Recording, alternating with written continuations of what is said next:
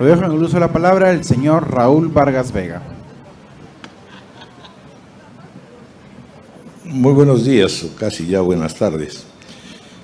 Evidentemente estamos asistiendo a una reunión enormemente importante y de gran significación, que es la Alianza del Pacífico y sobre todo pues la vinculación de Perú y México, que tiene tan entrañables raíces y consecuencias históricas innumerables. Y sobre el tema vamos a tener la suerte de contar con dos personalidades cuya singularidad está no solo en una larga carrera profesional, son autores de numerosos y polémicos libros, sino que fundamentalmente representan un estadio, un momento del pensamiento y de la manera de ver el mundo desde una perspectiva latinoamericana, innovadora, sorprendente en algunos casos, de modo que en ese sentido también es un honor poder ser yo moderador de esta conversación. El primer invitado nuestro es efectivamente una figura destacadísima de la política y de la cultura mexicana. Tiene numerosas publicaciones, libros y, por supuesto, grandes méritos académicos. Ha escrito más de 15 libros. Si ustedes, la variedad y cantidad que además ha sido en varios idiomas. Ha sido catedrático en la Universidad Autónoma de México, más de 25 años fue catedrático en esta universidad, actualmente enseña en la Universidad de Nueva York y escribe, por supuesto, para diarios Milenio, El País, la revista Time, miembro de la Junta de Gobierno de Human Rights Watch, de la American Academy of Arts and Sciences y copresidente del Consejo Estratégico Franco-Mexicano. Hernando de Soto también pues, es una figura importante, como bien sabemos, es presidente del Instituto de Libertad y Democracia, economista, consultor internacional, laureado, es autor del libro El Otro Sendero, un libro que en su momento fue también tan conmocionante como algunos de los libros que Castañeda produjo en México. Fue considerado por la revista Time como una de las 100 personas más influyentes del planeta. También fue seleccionado por la revista Forbes como una de las 15 personas que reinventarán el futuro en una edición especial del 2002. Es fundador del Instituto de Libertad y Democracia para implementar programas de desarrollo en el mundo. Bienvenidos y gracias por estar aquí en esta reunión importante. Vamos a partir de una de las primeras preguntas que uno se plantea en este intento que el mundo está planteando de unidades, de integración, de grandes movimientos planetarios y que al mismo tiempo nos ofrece esta singularidad de grandes desigualdades económicas, de grandes desigualdades financieras, de contraposiciones políticas, culturales, ideológicas, religiosas, y todos intentando al mismo tiempo poder llegar a un poder unificador, a una unidad como la que estamos imaginando, por ejemplo, pues con la Alianza del Pacífico. Y en América Latina hay muchos intentos de ese orden.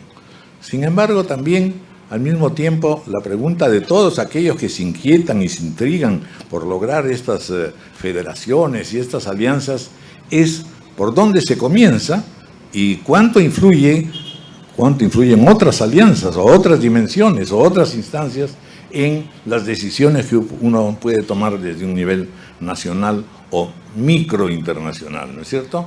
La Alianza del Pacífico está sometida a una serie de circunstancias mundiales. ¿Cuáles son esas circunstancias? ¿Dónde está el poder, en definitiva, hoy día para poder lograr un desarrollo económico, social, político, de alguna manera combinado, en un mundo tan diverso, con tantas acechanzas y dificultades? No sé si lo planteo bien, pero en todo caso, en ese punto estamos. Don Jorge Castañeda. Primero que nada quisiera agradecer esta invitación, agradecer la posibilidad de estar con todos ustedes. Es un honor, muy particularmente, estar de nuevo en un foro con Hernando de Soto.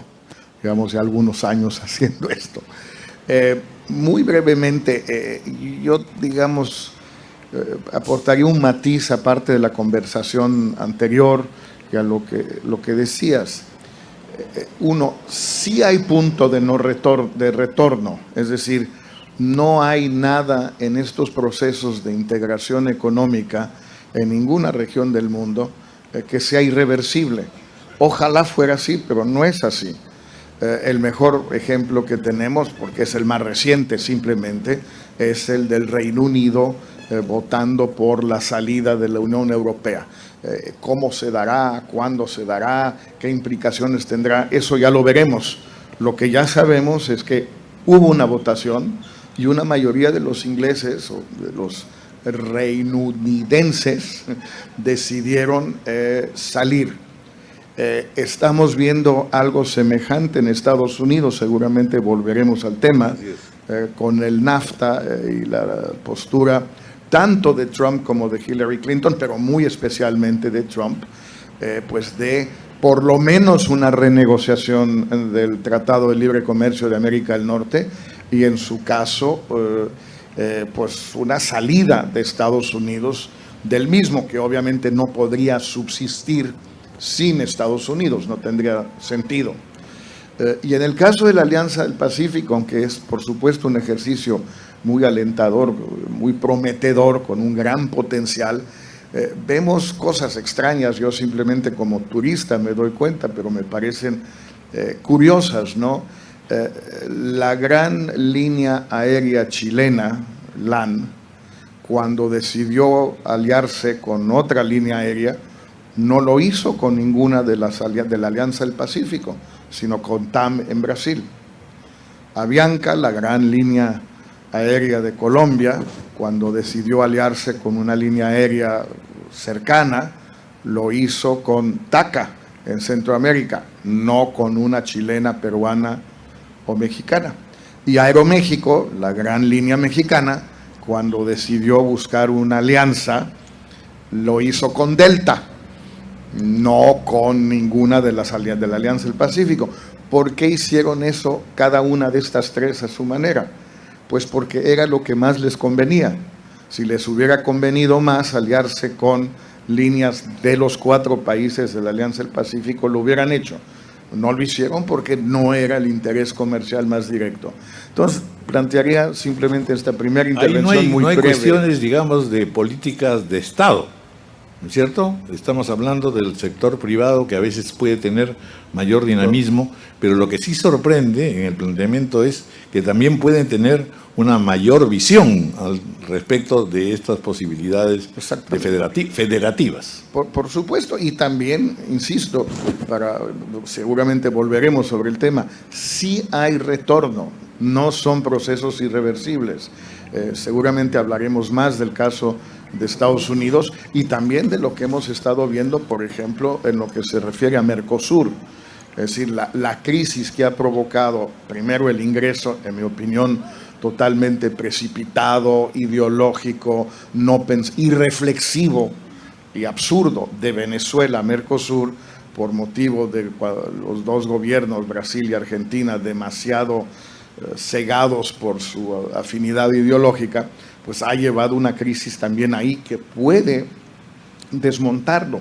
Entonces, yo sí quisiera subrayar en esta primera intervención, sí hay marcha atrás, sí se puede dar, y dos, a veces los procesos que parecen muy atractivos de manera formal, cuando uno va un poquito más a nivel tierra y trata de ver en concreto qué está pasando, pues a veces pasa menos de lo que uno pensara y de lo que uno deseara, por supuesto.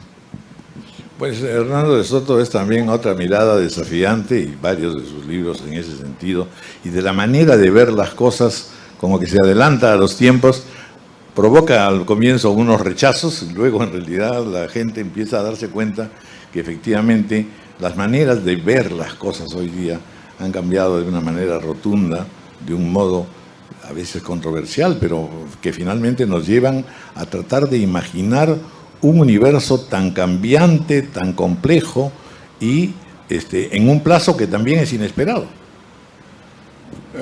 Correcto, Raúl, y coincido con Jorge en el hecho que el retorno no solamente es posible, sino ya lo vemos.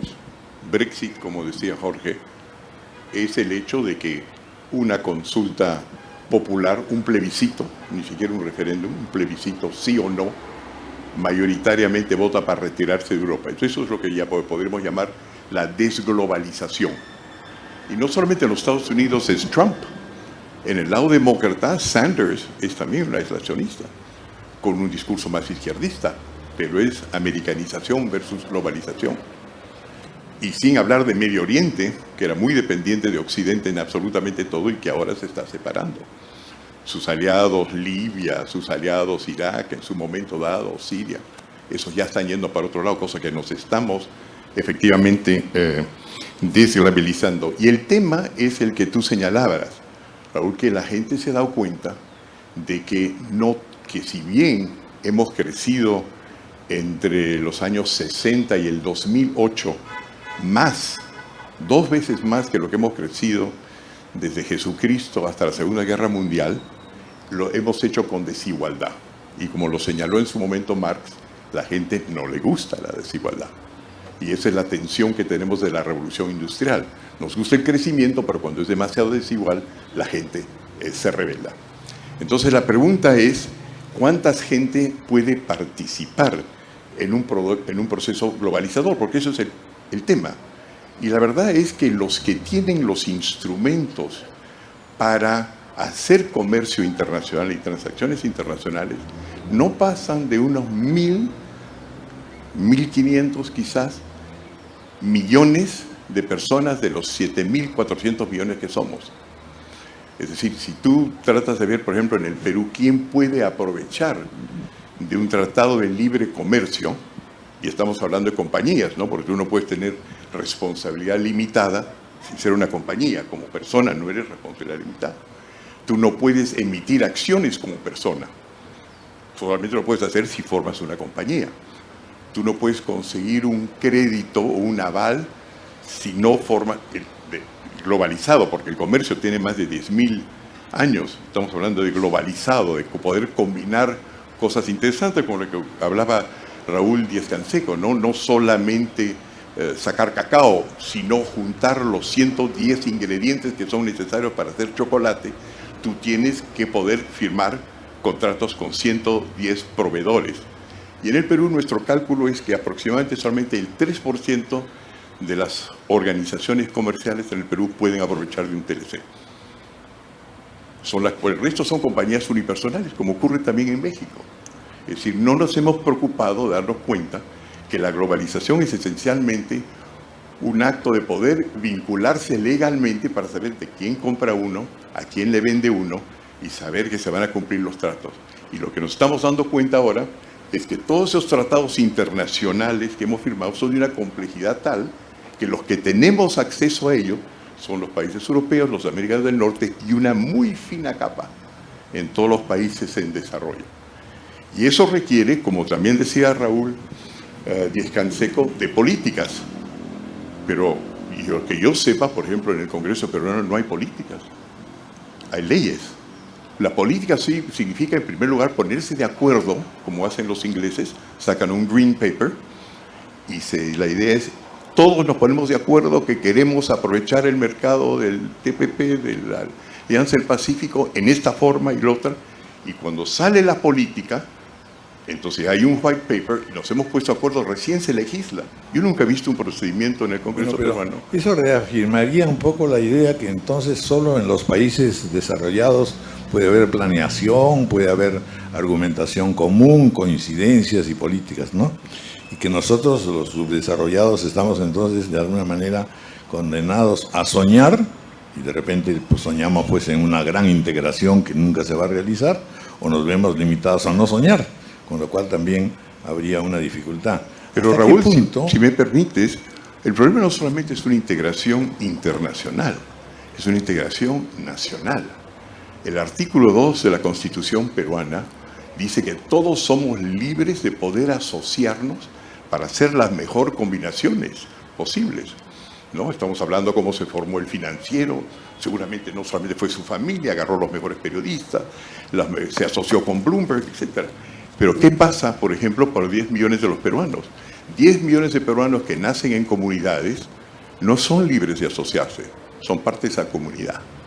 Y si deciden ir a otra, abandonan todo lo que dejaron en la primera comunidad. Entonces el primer problema es que la capacidad de asociarse para combinar internacionalmente no está ni siquiera precedida en el Perú por una capacidad de poder asociarse nacionalmente. Sí, el tema es interesante y puede llevar a la polémica. Tenemos un panel en donde que recordamos la unión peruano-mexicana mirando al más remoto de nuestros pasados. Y concretamente, pues, ¿qué cosa significa la globalización? ¿Qué significa la federación o la unidad de tratados binacionales o internacionales en países que, como lo ha señalado Hernando, tenemos todavía severísimas dificultades para aceptar que somos un país en forma y que estamos reuniendo a las colectividades y que estamos creando un sentido común de orientación hacia el futuro? Parecemos a veces sociedades que estamos entre nosotros mismos poco federadas y en consecuencia pensar en la Alianza del Pacífico o en alguna de estas grandes asociaciones sin ánimo de ser pesimista supone que en definitiva veamos la manera de conseguir que en cada nación tengamos una comunión y una esperanza que nos una y nos haga soñar.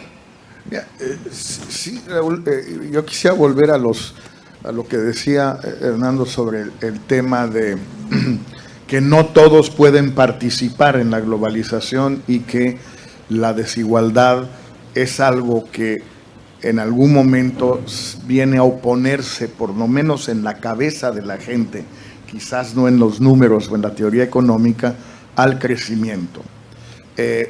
Un par de ejemplos que conozco más o menos bien por Estados Unidos o por México.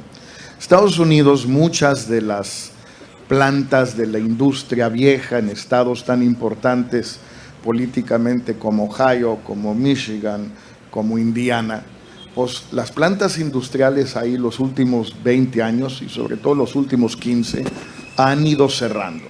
Plantas de la industria automotriz, de la industria llantera, industria manufacturera, donde los trabajadores que les llaman ahí por hora, en realidad no son por hora, pero ganan por hora, estaban ganando 30, 35 dólares la hora, 8 horas diarias, con prestaciones también muy considerables. Un buen día, el dueño de la planta, por razones absolutamente legítimas y justificadas desde el punto de vista empresarial y de la competitividad de la empresa, decide cerrar la planta y llevársela a China o a México, donde va a pagar, digamos, entre la octava y la décima parte de ese salario. Bueno, esa es la parte macro y la que siempre vemos, porque aumenta la disponibilidad de bienes y de servicios en el mundo, reduce los precios para el consumidor y en general son ganancias muy importantes para todos. Pero la señora que ganaba, es un ejemplo que ha dado Trump muchas veces, 30 y pico de dólares la hora en la fábrica, la planta de aire acondicionados Carrier en Indiana, esa señora que tiene 45, 50 años, ¿qué empleo sustituto va a conseguir ella? Pues va a conseguir un empleo, no la rebajemos a McDonald's, pero va a conseguir un empleo de 12, 13, 14 dólares la hora, si le va bien, sin prestaciones. Le va a costar mucho trabajo mantener su seguro médico, tendrá que pasar por el Obamacare, que qué bueno que exista, pero de todas maneras no es lo ideal. Pues esa señora está muy enojada. Y un buen día aparece un Trump o un Sanders y encausan el enojo de esa señora, que tiene muy buenos motivos para estar enojada. Demos un salto a México. El problema con la inserción de México en la globalización no son nuestros fracasos, el problema son nuestros éxitos. Los fracasos o los rezagos todos los conocemos. El problema es el éxito. Hay hoy en México aproximadamente 700,000 personas que trabajan en la industria automotriz, toda incluida, es decir, autopartes, industria ensambladora final, etcétera. es, por un lado, mucha gente, y por el otro, en un país de 125 millones de habitantes, no tanta gente. Pero, en fin, es uno de los grandes éxitos mexicanos, y es innegable. Sin embargo, el salario promedio en la mayoría de las plantas, sobre todo en las nuevas, las japonesas que han llegado al Bajío, Honda, Mazda, Toyota y algunas que se han ampliado también en esa zona de México, son más o menos $300 mensuales. Es lo que gana un obrero en la industria automotriz en México. Si no estamos hablando de el ambulante o a alguien en el campo en Chiapas, estamos hablando de alguien relativamente calificado, en muchos casos egresados de escuelas de ingeniería, que ganan $300 al mes. Pues también está muy enojado ese. Están enojados sus papás, que en algunos casos pagaron su universidad o su escuela tecnológica, y está enojado él, porque cualquiera de los invitados que Ingrid ha traído de México aquí en una comida, un almuerzo un poquito, digamos, prolongado y alegre en México, nos gastamos los $300 en un almuerzo. Y el obrero en la industria automotriz lo sabe. Pues está muy enojado y con bastante razón. Bueno, hay mucha gente enojada, efectivamente. Una cosa que hemos estado estudiando en mi instituto, o sea, trabajamos en muchos países del Medio Oriente, hemos hecho la biografía que está ahora en un documental en los Estados Unidos, como tú sabes, que circula 3 veces por semana en PBS, Public Broadcasting System, es las entrevistas con los que sobrevivieron después de la primavera árabe, que se autoinmolaron, se suicidaron. Todos los que y los apagaron. 64 trataron de suicidarse, en 2 meses tumbaron 4 gobiernos, 37 fueron apagados con frazadas.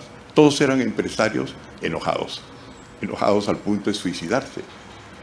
Todos vestían blue jeans, todos vestían zapatillas, t-shirts americanos, sacos de básquetbol. El mundo se estaba globalizando, pero el problema que todos dijeron era el problema de los trámites. Nada diferencia que el Perú, nada diferencia que en México. En otras palabras, hay aquí una especie de rezago, un atraso legal, que es muy importante.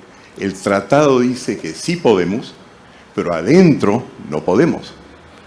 Hay una descoordinación entre los que firman los tratados y quienes los implementan en, por ejemplo, Cajamarca, Perú, o lo que los hacen en Tía María. Están descoordinados.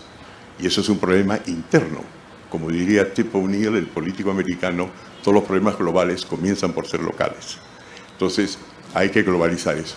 Pero no solamente eso, Raúl Díaz Canseco, me estaba fijando lo que decía, ha hablado de innovación, de todos estos automóviles que dentro de 20 años uno ya no va a tener que manejarlos. Uno llega ahí por computación. ¿Cuáles son las consecuencias de eso? La buena parte es lo que él dice, el tránsito se va a facilitar, van a haber menos accidentes. Pero el problema es que en 31 estados de los Estados Unidos van a haber mucha gente enojada, porque en 31 estados de los Estados Unidos el mayor empleador son los camioneros, son los transportistas. Porque cuando viene al Perú, el equivalente a la Federación de Choferes del Perú va a ser el primero a oponerse y ya van por ahí 800,000 peruanos. Cosa que la globalización significa desubicarse, porque el acuerdo liberal era que todos nos vamos a ir al punto de mayor rendimiento, y eso está bueno, pero eso significa sufrimiento. Y lo que está pasando, creo yo, es que no tenemos, por un lado, las instituciones a nivel global que saben compensar esto, ni los líderes políticos que saben entenderlo. Lo que tú acabas de decir, creo que te estás lanzando a la presidencia pronto, Jorge, no lo entiende ni Obama ni ninguno de los otros candidatos. Sí, ¿lo entienden los nacionales? Claro, porque tenemos mucho más gente pobre. Tú no puedes ser elegido presidente de un país latinoamericano sin los pobres. Gente descontenta y pobre, pero que al mismo tiempo lo que no visualiza son los horizontes, tanto locales, cuanto federativos, y generalmente nos la pasamos de sueños en sueños. Hoy día la verdad es que las alianzas que uno se imagina que pueden ocurrir en América Latina y las asociaciones con Asia en este momento es mirada con hambruna y con ganas de que esto funcione mejor para nosotros. Es decir, hay en otras palabras una suerte de dislocación entre lo que se espera y se ansía en términos locales con esta visión internacional que parece pues básicamente de grandes especialistas o visionarios o gente que tiene una idea de la globalidad precisamente porque les ha ido bien en la vida.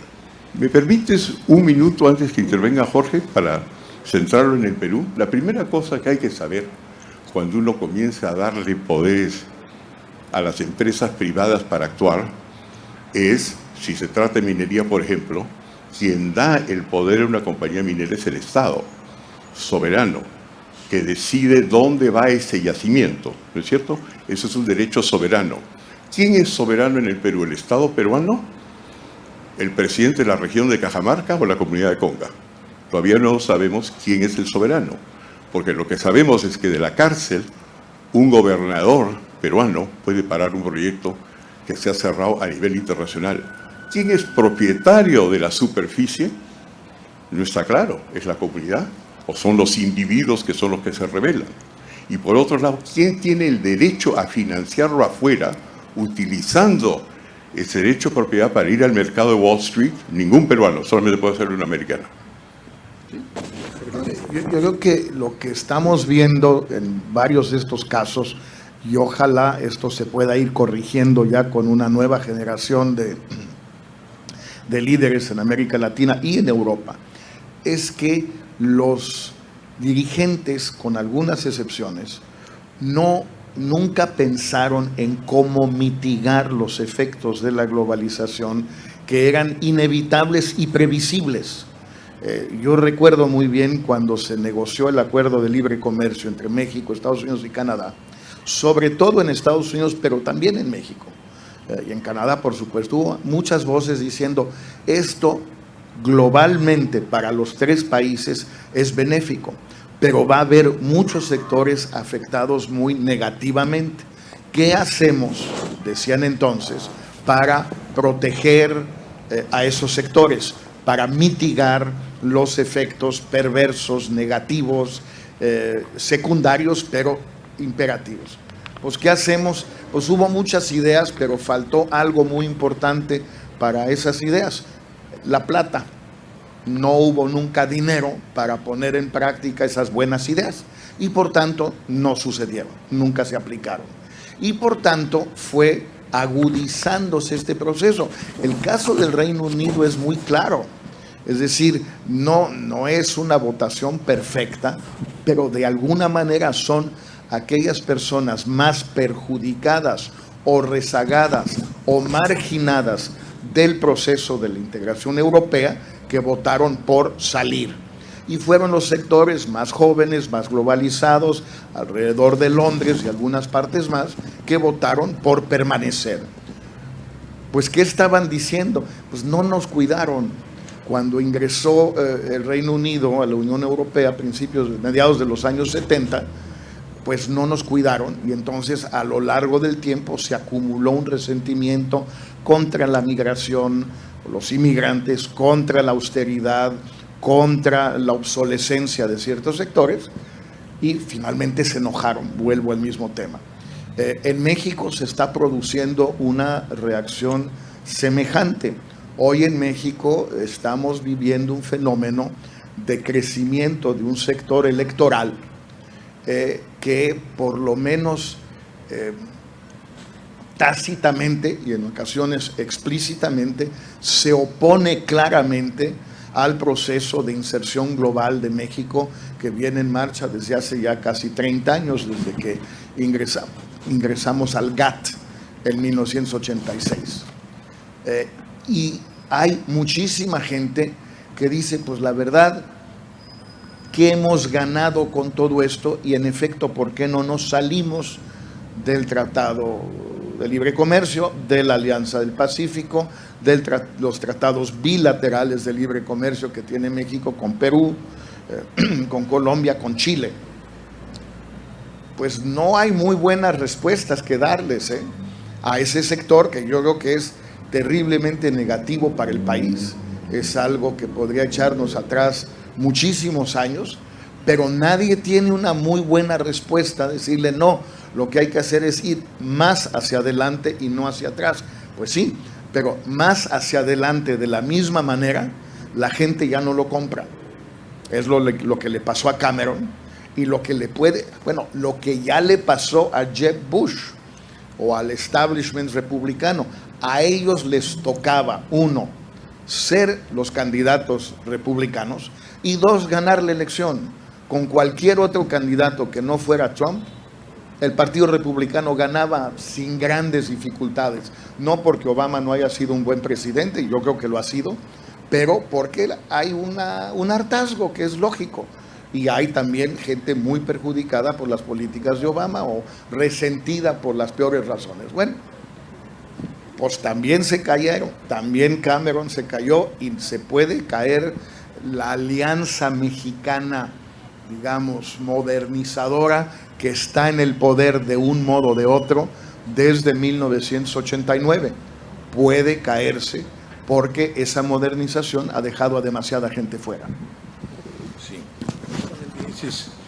Insisto, entonces ahora en la mirada americana, la parte final que Jorge ha señalado es interesante porque justamente de lo que se trata es de en qué momentos los países, sobre todo los países subdesarrollados, los países menores, los países que están ilusionados con un progreso y van sintiendo parte de ello, sin embargo, en qué momento tienen que integrarse, tienen que incorporarse a esta mundialización de todo, de la tecnología, de la ciencia y de la construcción política.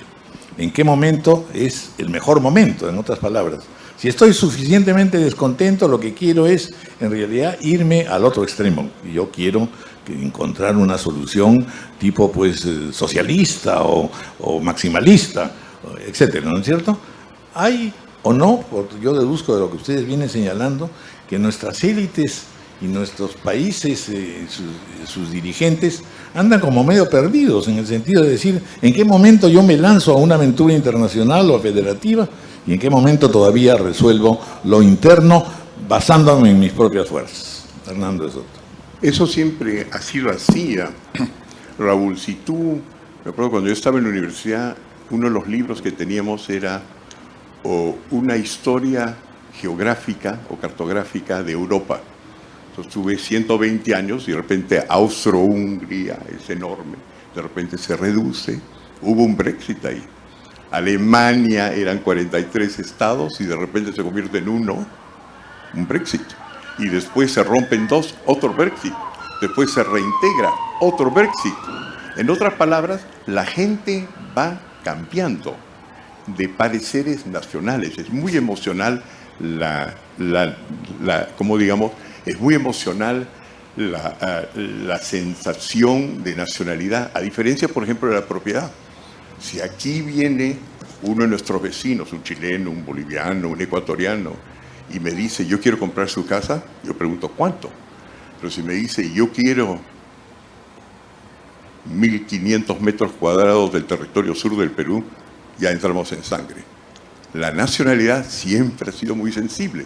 La idea detrás de la globalización era que pudiéramos cruzar fronteras con derechos de propiedad, porque eso sí, no inspiran banderas ni inspiran sangre. Eso era la idea. Entonces lo que hay es un retraso de que empoderar a todo el mundo, como estaba yo creo insinuando, diciendo Jorge, para que pueda cruzar fronteras, y solamente es una minoría que puede cruzar fronteras. Entonces, aquí el problema está en darse cuenta de eso, y ahí lo crucial es el liderazgo. No hay un Churchill, Cameron no fue un Churchill, ni fue un Margaret Thatcher, ni fue un De Gasperi, ni fue un Schuman, ni fue un Monnet.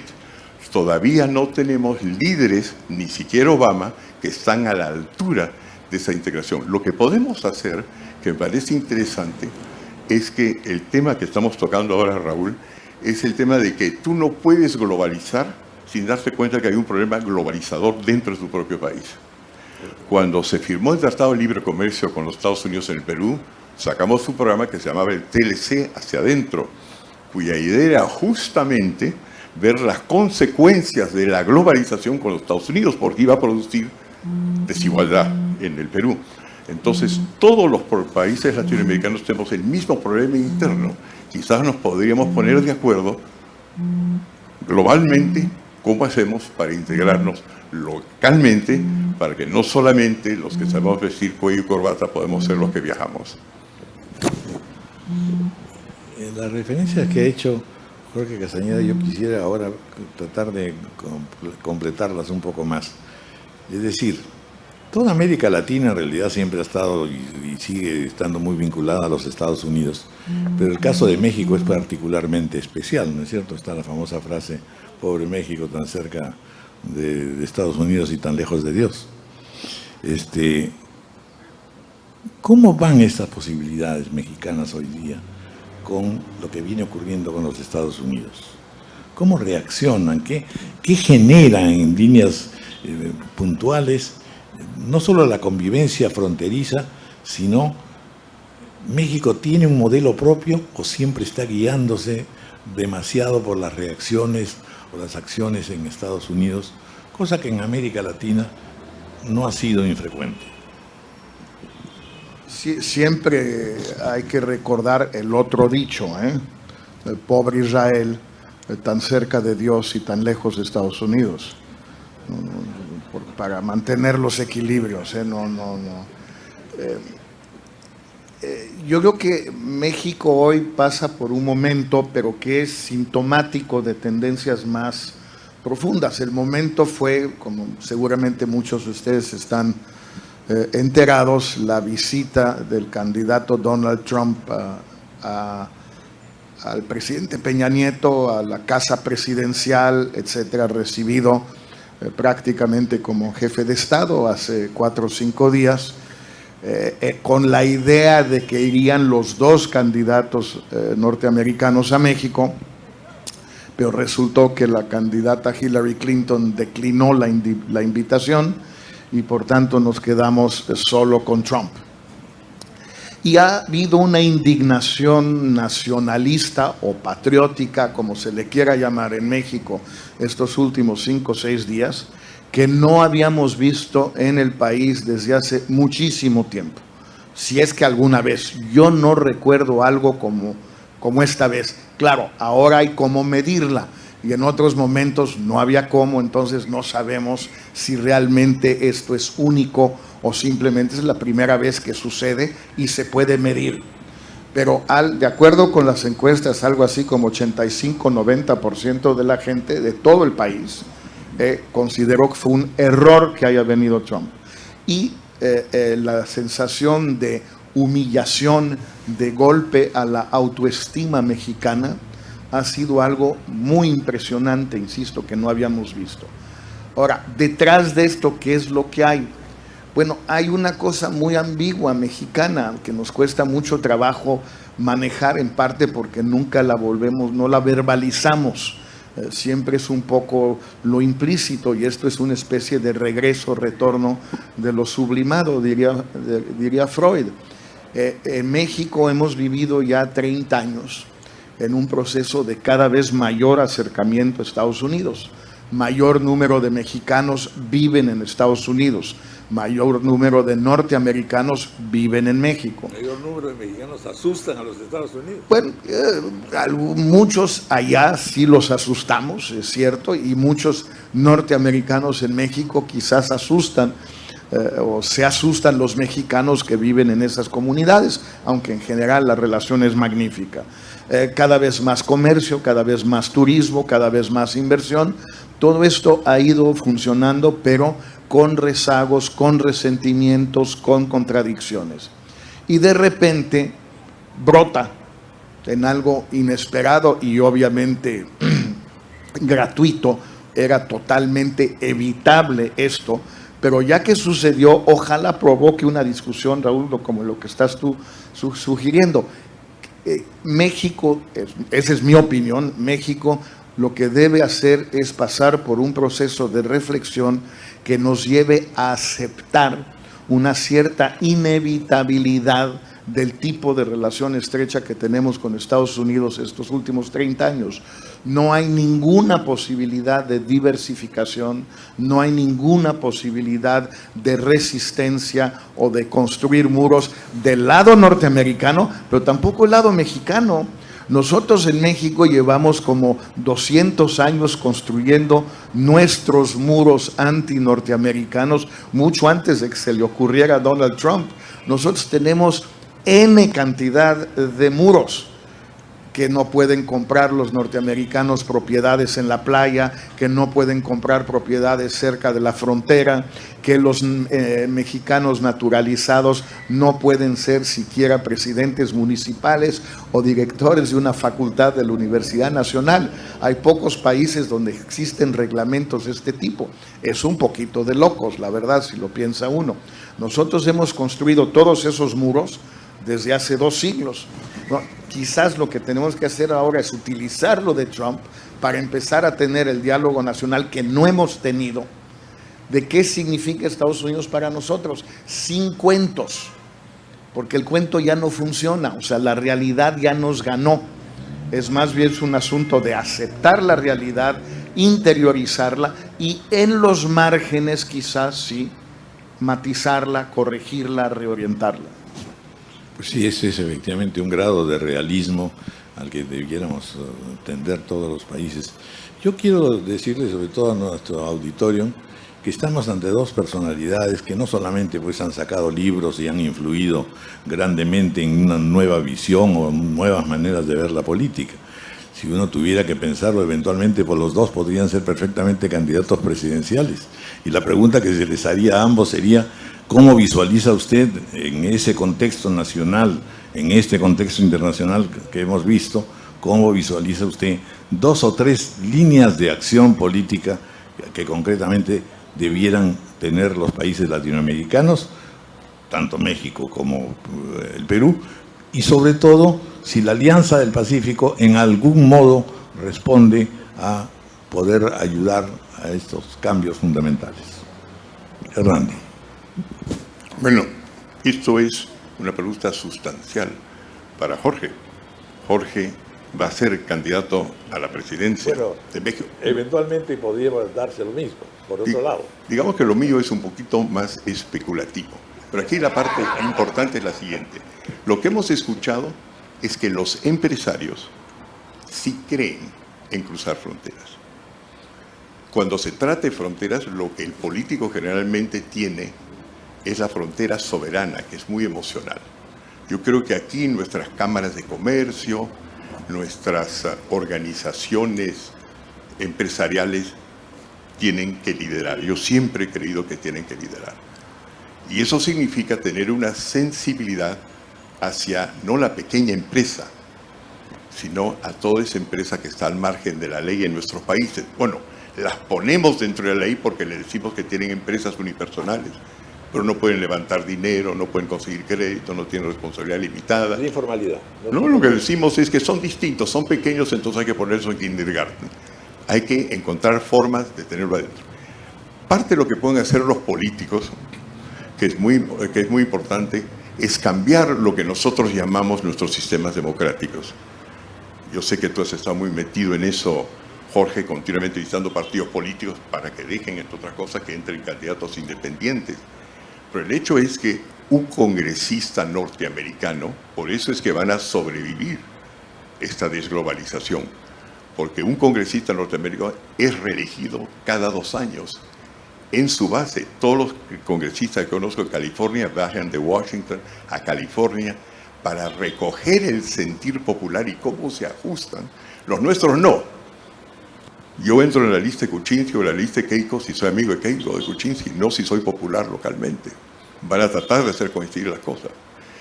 Tenemos sistemas, ellos tienen un sistema de que cada vez que sacan una norma, tiene que circularse el texto de la norma. No piden facultades, tienen que circular el texto de la norma para que todos nosotros estemos enterados. Es decir, no hay monopolio de legislar por parte de los políticos. Estamos todos los norteamericanos, si fuéramos norteamericanos, metidos en eso. No hay un país occidental que no tiene un sistema de consulta. Hasta el Partido Comunista Chino consulta hacia abajo. Y nosotros no. La única vez que hemos tenido una revocatoria en el Perú se ha dicho, ¿cómo es posible? ¿Cómo es posible?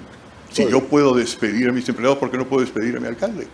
No es porque sea malo, pero gobierna el pueblo. Nosotros no estamos... Sí, sabemos que nuestra gente pobre no tiene ningún problema ir a los Estados Unidos y regresar. Porque es pobre, tiene que lograr prosperidad en la medida en la cual participen más en las decisiones políticas, es decir, en la medida en que para nosotros la democracia no sea solamente un proceso electoral, sino un proceso de participación. La globalización va a ser posible porque a la gente le gusta cruzar fronteras. Compartiendo todo lo que dice Hernando, yo quizás retomaría un aspecto que ha unificado a muchos países de América Latina en los últimos 2 o 3 años, que en algunos países es visto como una crisis, pero yo lo veo como una gran oportunidad y algo muy benéfico, que son los inmensos escándalos de corrupción en un país tras otro en toda América Latina. Y digo oportunidad porque en muchos casos, no es necesariamente hasta ahora el caso de mi país, pero en muchos casos, estos escándalos, marchas, denuncias, investigaciones han desembocado en procesos jurídicos o procesos políticos o una combinación de ambos, como en Brasil, y que es algo que parece estar procediendo de y alimentando a una ola de descontento y de exigencia de rendición de cuentas, como tú dices, Hernando. Es decir, la gente dice, a ver, yo quiero participar en lo que está pasando en mi comunidad, en mi estado, en mi país, en mi provincia, y una manera de las que se me antoja participar es que dejen de robar. Se me antoja impedirles que sigan robando y robando y robando. Y con un par de excepciones, quizás Uruguay y Chile a medias, pues la verdad, en todos nuestros países roban, y roban mucho. Son cantidades, hombre, todo es proporcional, pero en México o en Brasil o en Argentina son cantidades realmente monumentales. Y esto está empezando a cambiar. Y es algo que es común a varios países. Eso también es una parte muy interesante. Es un sentimiento que lo vemos en Guatemala y en Argentina y en Brasil, e incluso en México como sentimiento de opinión pública, por supuesto en Honduras, por supuesto en Venezuela, ni se diga, no es el tema primordial de preocupación de la gente en Venezuela. Probablemente ahorita el más importante sea comer. Normalmente sí es importante comer. Y si de repente ya no come la gente, pues sí, también se enoja, ¿no? Pero piensa sobre todo en eso. Me parece que ahí hay algo muy interesante que está surgiendo y que podría ser objeto de acciones colectivas de estos países, en particular con Estados Unidos, pero no únicamente con Estados Unidos. La gente que roba, los políticos y también los empresarios, pero sobre todo los políticos, no suelen guardar su dinero en el banco de la esquina, suelen guardarlo en otro país. Casi siempre es Estados Unidos o Suiza, etcétera, pero en algunas ocasiones son en los países vecinos o países cercanos, tipo Panamá, etcétera. Bueno, yo creo que ahí hay un terreno muy fértil de trabajo común latinoamericano, hoy hemisférico, con Estados Unidos, y ojalá esto realmente empiece a suceder, porque es lo que todos estos países necesitan, empezando por México. Si no encontramos la forma, no solo de poner un alto a la corrupción presente y futura, sino de castigar la corrupción pasada, no vamos a recuperar la credibilidad como gobierno, como instituciones, como partidos. El grado de escepticismo que se ha visto en México hoy se parece mucho al de Brasil, que estamos ya viendo, o al de Argentina hace 10 años con el que se vayan todos, 12 años. Y eso es lo más peligroso que puede haber para un país. Eso es sumamente interesante porque estaríamos hablando de la inclusión de la protesta y de la denuncia. como factor político, fundamentalmente hoy día en América Latina. El tiempo nos va ganando y sí me gustaría entonces una mirada, ya no en profundidad, pero en fin, breve pero intensa, con relación a la Alianza del Pacífico. Jorge Castañeda, o tú. Si me permites Fernando. una colita a lo que ha dicho Jorge, porque creo que es muy importante. He visto que tienes este lado freudiano, Jorge, en el sentido de que la crisis es la oportunidad para mirar las cosas. Y yo creo que esta corrupción que estamos viendo en todos los países de Latinoamérica es crucial y podemos coincidir en varias cosas. El segundo aspecto sobre eso es también ver cuál es la fuente de la corrupción. En el Perú nosotros sacamos 106 normas al día. Son 30.000 al año, contadas. Varía, a veces 28.000, a veces 32.000. 300 de estas, 300, que decir que no llega ni al 1%, vienen del Congreso. El 99% viene del Ejecutivo. El problema es como no darle facultades al Ejecutivo, porque ahí es donde se producen las otras cosas. El resto está cubierto por la prensa. No hay colador que funcione con 106 normas al día. Y es en esas 106 que está la corrupción. Porque por lo menos para mí la definición de la corrupción es la compra y venta de una norma. Entonces ahí entran los estudios costo-beneficio. Entonces cuando se habla de que queremos simplificar los trámites y las cosas, el problema no está a nivel de ir a un municipio y corregir las cosas, sino cómo se toman las decisiones en el gobierno. Eso es yo creo que crucial. Una vez que eso funcione, tendremos la confianza en nuestra gente. En otras palabras, Raúl, para ir a tu cuestión de los tratados son bastante claros. El problema es que no funcionan para la mayor parte de la gente. Y ha llegado eso hasta el punto que no funciona para una buena parte de los americanos. Es decir, aunque sea su sistema más democrático, no está llegando. Entonces los problemas son reformas internas. Y en eso podríamos organizarnos y dar una lección interesante a todos los restos de países del mundo. ¿Por qué razón? Porque estos escándalos, como yo tengo que viajar a varios continentes, en el fondo yo los he considerado como tú un buen síntoma. Tú ves un periódico en Medio Oriente y en África y es una foto del presidente dándose la mano con todo el mundo está bien happy. Mientras que lo nuestro está lleno de escándalos. Así es como debe ser. Esto era siempre la fuerte de Occidente. Miraban el lado malo de las cosas. Y en América Latina, el hecho que hay escándalos significa que ya llega una conciencia popular que va a permitir poder elegir y poder tomar decisiones en base a esa corrupción. Yo creo que eso es el más interesante síntoma en términos de unión latinoamericana. Y en ese contexto también hay que decir que hay, pues, y esta mañana lo hemos oído, una revolución informativa y una participación mediática muchísimo mayor que la tradicional y que está conmocionando las conciencias. El tratado... Para concluir, Raúl, y muy brevemente, a mí me gustaría que ya los 4 países de la Alianza del Pacífico, con una serie de cambios que ha habido dentro de cada uno de ellos, pasen ya a también adoptar posturas políticas, no únicamente comerciales. ¿Por qué? Porque hay una serie de convulsiones en América Latina y donde países con el prestigio y la solidez de México, de Colombia, Perú y de Chile pueden opinar y deben opinar.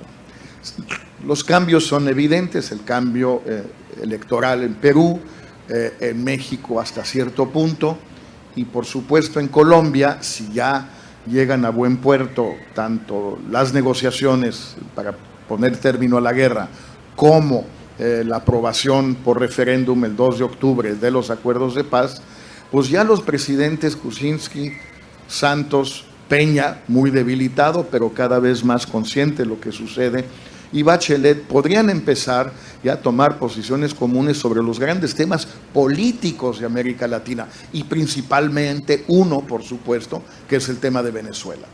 Ha sido, en mi opinión, una vergüenza que América Latina ha sido tan insensible y tan ajena a todo lo que ha sido sucedido en Venezuela los últimos 10 años, o por lo menos los últimos 5. Ya el secretario general de la OEA, Almagro, ha empezado a cambiar la postura tradicional anterior de la OEA, y ahora la Alianza del Pacífico podría realmente adoptar una actitud más consecuente, más clara, simplemente defendiendo, fomentando valores que sí son nuestros: democracia, respeto a los derechos humanos, respeto a las garantías individuales, respeto a las libertades fundamentales. Todo eso, por cierto, está en la Carta Democrática Interamericana, firmada aquí, entre otros por mí, el 11 de septiembre del 2001. Pues ya sería tiempo que toda América Latina tomara cartas en el asunto, y en particular que la Alianza del Pacífico lo hiciera ya con una vocación más política.